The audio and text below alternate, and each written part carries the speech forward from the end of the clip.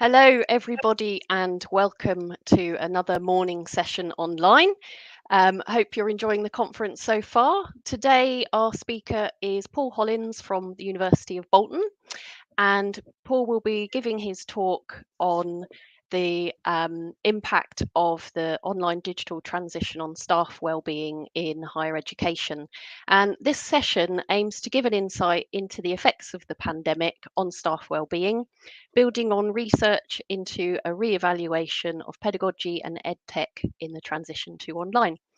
There's going to be 5 minutes at the end for Paul to answer your questions, so please do put those in the chat. And without further ado, I'll hand you over to Paul. Good morning, and thanks for choosing to attend this online session this morning. Very professionally introduced. Firstly, I'd like to thank, rather than at the end, at the beginning, colleagues that worked with me on this project, and that is Dr. Sarah Telfer, Dan Edmondson, and from the University of Rioja, Professor Di Griffiths. And those that know me will know that Di was at the University of Bolton for some time. The project is located in the School of Education and Psychology, and when we commenced our research, we hadn't really anticipated or designed it to be a longitudinal study, which is what it's become.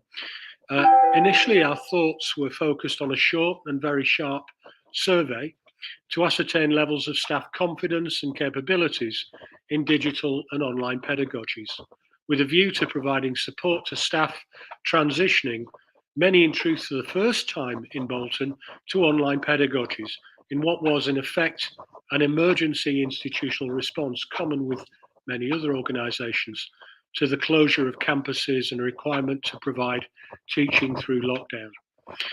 If you can cast your mind back a couple of years ago, all higher educations were presented with a real challenge, and many organisations had different levels of maturity in online provision and pedagogies.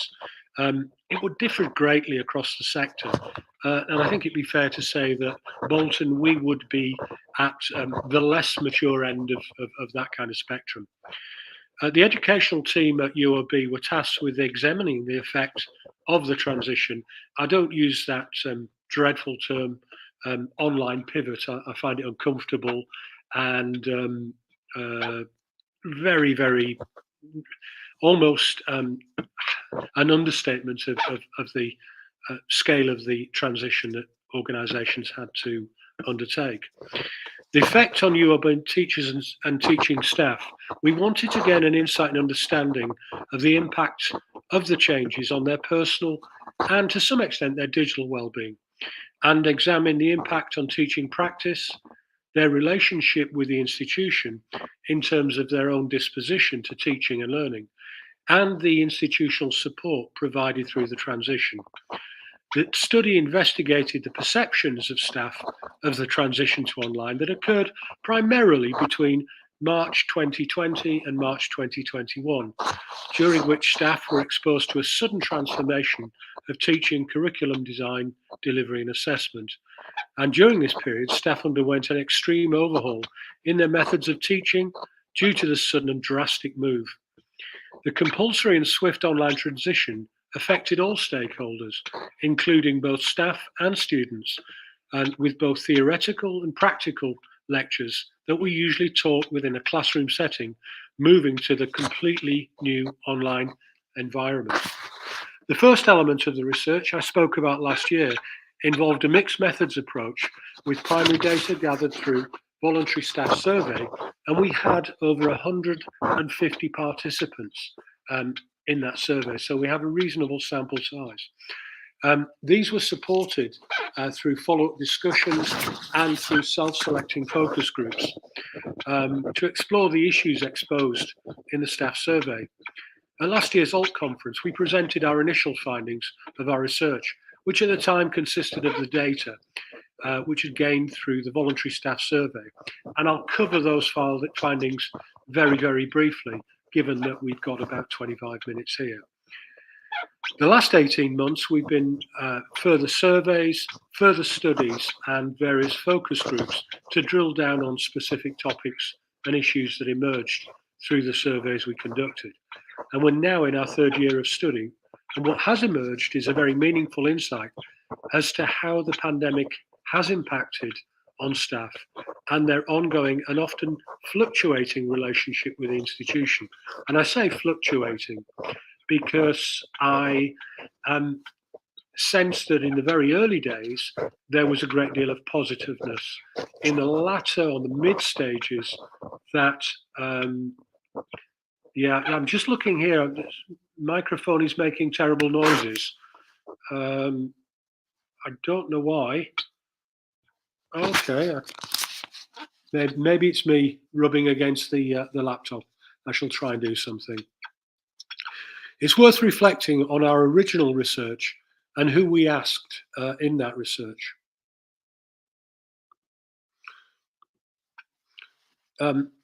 We asked the School of Art and Design and Creative Technologies, the Faculty of Professional Studies, incorporating accounting, business education, law and psychology, the Faculty of Health and Wellbeing, and we were subject to UOB ethics, all volunteers and all anonymous. We developed 6 principal questions. The first was, what was the impact of the transition to online learning on the University of Bolton staff and their job satisfaction? What was the impact of the transition to online teaching on UOB personal staff welfare? What was the impact of the online transition on individual staff's relationship with technology? The impact of online transition on individual staff and their interactions with peers and students? What was the impact of the transition on individual staff in respect of their teaching practice? What was the impact and how did the individual University of Bolton staff feel they were supported through the whole process by the university in making the transition to online teaching? I think it's worth pointing out that one of the emergent properties of the research in terms of the data was that we found real distinctions between genders, male and female, of those that declared. In terms of their feelings of isolation, particularly, which we hadn't expected. So that asked us to, certainly prompted us to undertake more detailed study in looking at why that would be. And during the first presentation I did for ALT, it was our supposition, which largely proved fairly accurate in that we felt that a lot of female lecturers were carrying on teaching with a much heavier workload in terms of home life responsibilities, children, and indeed managing aspects of the pandemic. And it's something I think that we need to bear in mind. There was very little in terms of difference between male and female in their use of technology. So I think it was perhaps more to do with these additional responsibilities. And that was confirmed certainly in the focus groups that we followed up with. The largest response for the online questionnaires and participation in focus groups came from nursing and health. It's a very fast expanding area in the university, and it contained a lot of new staff who were new to teaching, and so therefore were less experienced. Could be argued reflection on practice is an integral part of experienced daily health and social care practitioners, but I'd argue that reflective practice is something that all of us are now undertaking. All of us are indeed expected to do within part of our teaching and reflection. Regarding teaching staff, 75% of respondents describe themselves as being very experienced or experienced educators. 61% of respondents declared that their job satisfaction was much worse and deteriorated over the pandemic to varying degrees. And the relationship between indicated, as I mentioned earlier, that females were much more likely to have a worsening job satisfaction than males, which prompted us to do further investigation. It's also significant to note that there was a lot of negative feedback from staff regarding the practical and the practicalities of working from home, such as staff having to use their personal IT equipment, Wi-Fi and internet with, and I quote, limited office space or no office space, pains from sitting at very small desks on chairs designed for occasional use, and fluctuating quality of technology provision. I think I'll move on a little bit, given that we have very little time, and I'm looking there now, and I'm already up to about 4 minutes to 12. So I'll answer the specific research questions. The impact of transition on online learning on the University of Bolton staff and their job satisfaction. The transition resulted in a marked decrease in job satisfaction, particularly, and surprisingly, perhaps, amongst senior lecturers and female staff. These responses indicate this was due to more personal and individual issues related to the technical issues I've raised earlier, space to work from, and as I've mentioned, personal home circumstances, household members, children at home, childcare responsibilities, and being forced to develop a new learning digital and literacy skills for teaching in a very short space of time. It's significant to note that extensive pressure on key worker subject areas such as health and education, who will continue to practice either working or coordinating their work and teaching placements for students in the NHS and school college settings. Many education settings were struggling to operate at this time. Hospitals were overwhelmed with coping with the pandemic. The impact of the pandemic itself on staff mental health may have been a significant contributing factor. What was the impact of the transition to online teaching on personal staff welfare? As my previous response, staff welfare deteriorated markedly during lockdown and the transition, and this is consistent with other more general research undertaken within the wider population. Suffice it to say, the pressure to continue to provide a high quality educational experience in lockdown for learners was really felt by staff. What was the impact of the online transition on individual staff's relationship with educational technology? On the whole, staff, both male and female, the transition had prompted them to use technology in their teaching when conventionally and historically they may have not.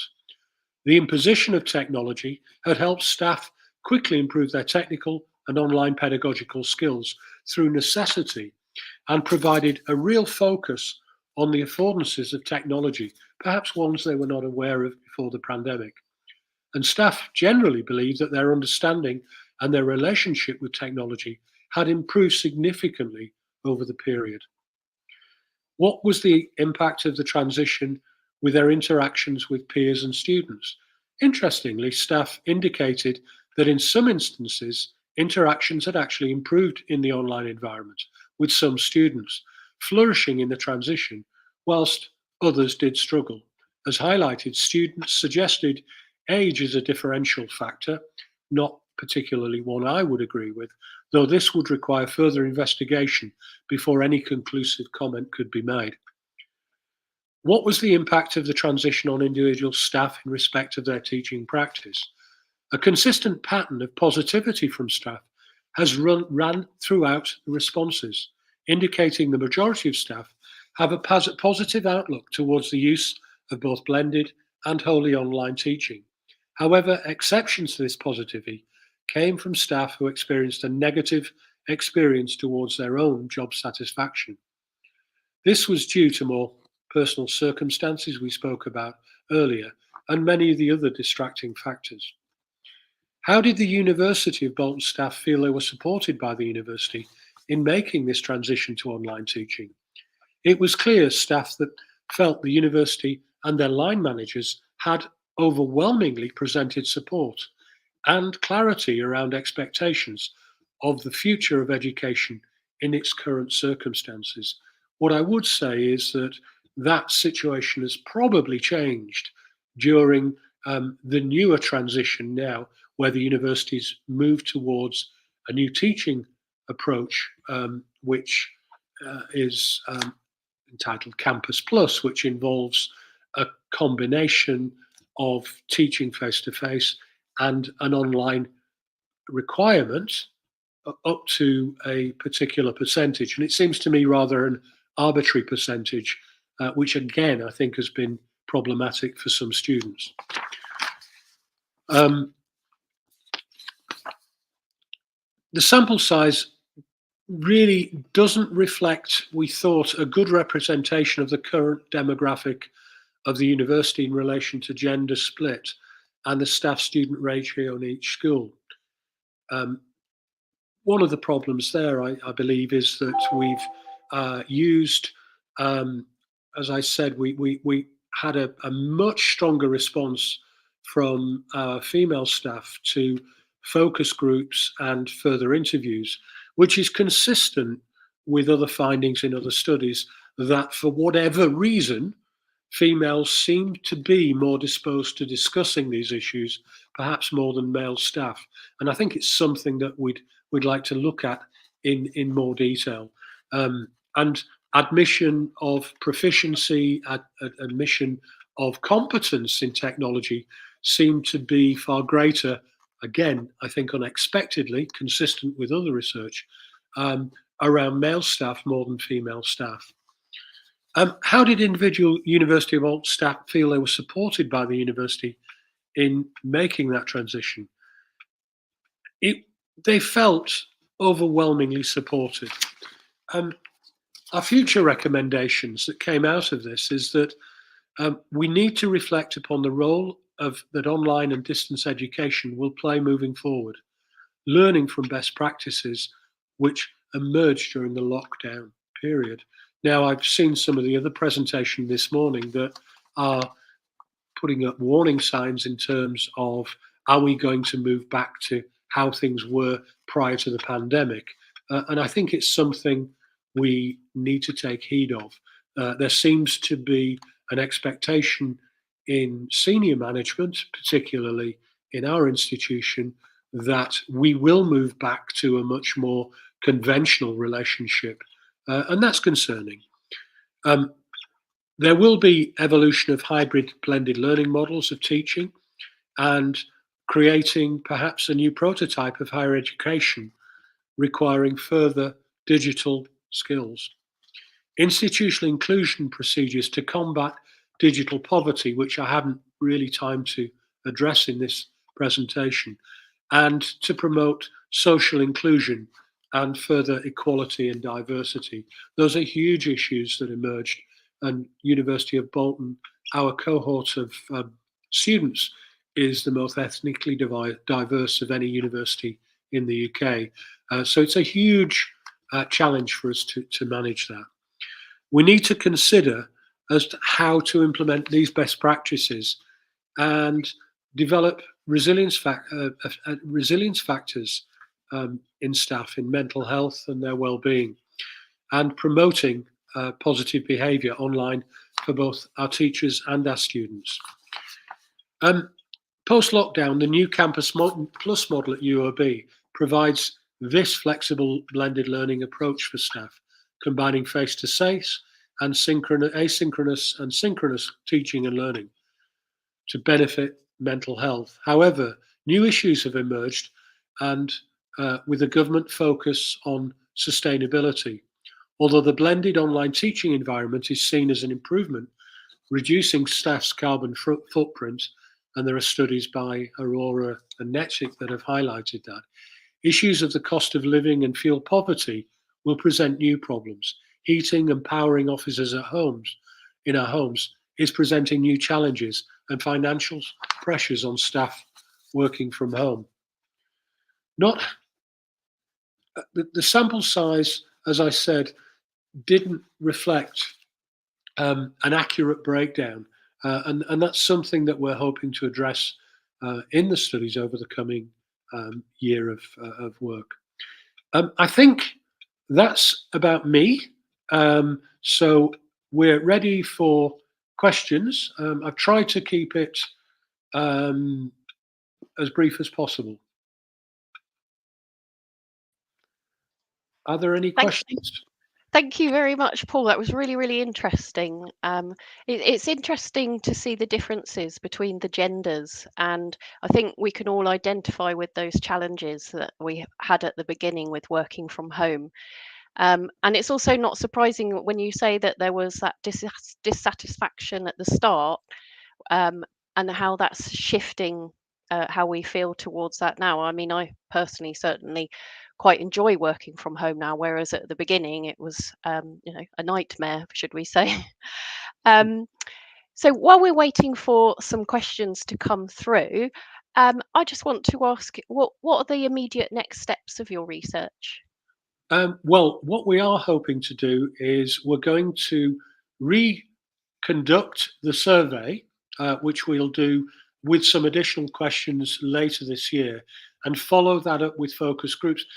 I mean, it is interesting that what we have found is that with the Campus Plus model, um, we've found, as I've said, some new issues emerging.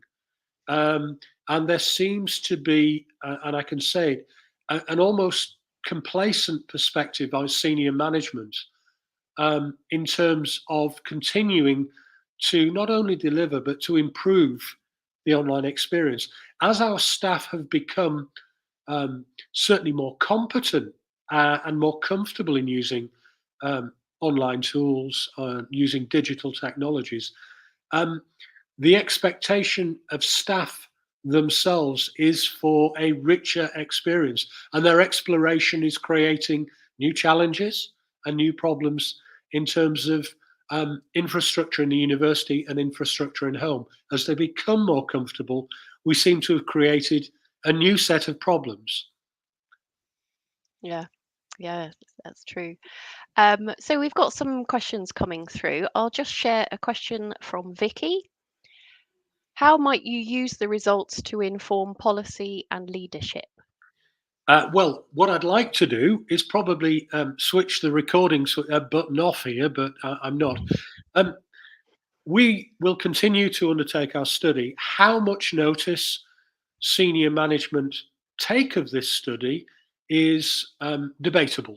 It's put into our technology groups, um, but it does require, and I've had this conversation with other colleagues at the conference this morning, some leadership there. And I fear that much of what we have produced will largely be ignored.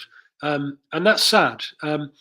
We did note that our university has now decided to commission a commercial company to undertake a staff welfare service um, survey, where much of the data we've gathered over the last 3 years, I'm hoping will be considered.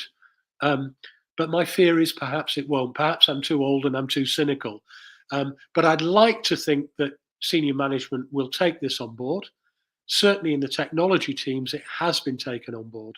Um, but that needs to extend further up the management chain. And at the moment, that's not really happening as I would like. Yeah, yeah. I think you've actually answered Suzanne's question there as well, where she's asking how senior management has reacted to these findings. Yeah. I've seen somebody fiery red, which is what a wonderful tag that is for Yeah, somebody. That's terrible. Yes, it is. It is, but um, I again, I've probably been in higher education. Well, I have been in a very very long time, and um, in some ways, the pandemic was really useful to us in raising these questions, in prompting institutions to think about this. It's perhaps moved our understanding of technology on so much that wouldn't have happened if we hadn't been in that emergency teaching phase. And consistent with other presentation, I just hope that we don't lose that learning. mm, It's invaluable. yeah, absolutely. Let's just share a point from Dom, Yeah. who says it was important to hear the point being made that climate issues and the cost of living make similar cases for effective online learning in the same way that Yes. lockdown did. Yeah.